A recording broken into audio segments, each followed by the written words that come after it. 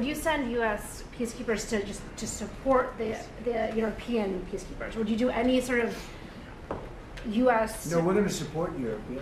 And how would you do We're that? very How would the friendly United States with do Europe. that? We have a great relationship with Europe. I mean, you could ask, you could talk about France, you could talk about any of them. I mean, we have a great relationship with Europe. But how will the United States do that? Would there be boots on? I mean, you're asking me a question, what are we doing in the field? Let's worry, I hope we have that problem where we can worry about peacekeeping.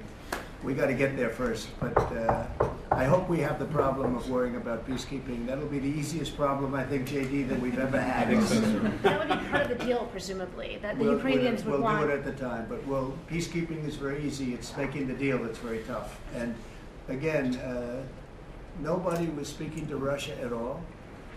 And, probably 1.5 million soldiers have been killed, close to 1.5 million soldiers, not to mention I will tell you, the thing with that horrible war that should have never started, would have never started if I were president. And it didn't start for 4 years, and it was not even thought about starting. But the thing with that war is that you're highly underestimating the number of people that have been killed. Far more people have been killed in that war than you talk about. You like to talk about numbers like 1 million people. Well, they had much more than 1 million soldiers killed. But you have a lot of cities that have been knocked to the ground. They're demolition sites, literally demolition sites. Every single building is knocked to the ground. And a lot of people were killed in those buildings. And you'll hear a report, 2 people were minorly injured or just injured a little bit.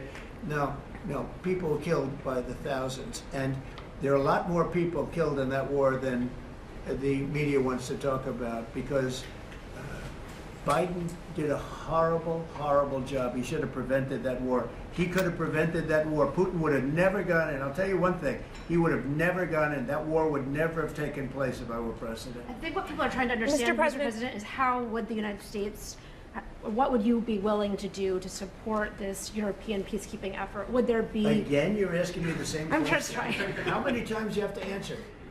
You're talking about after we make peace. Let me make peace first. Once we make peace, I'll give you all the answers you want. But how many times can you ask the same question? Mr. President, Lifting of sanctions Go ahead.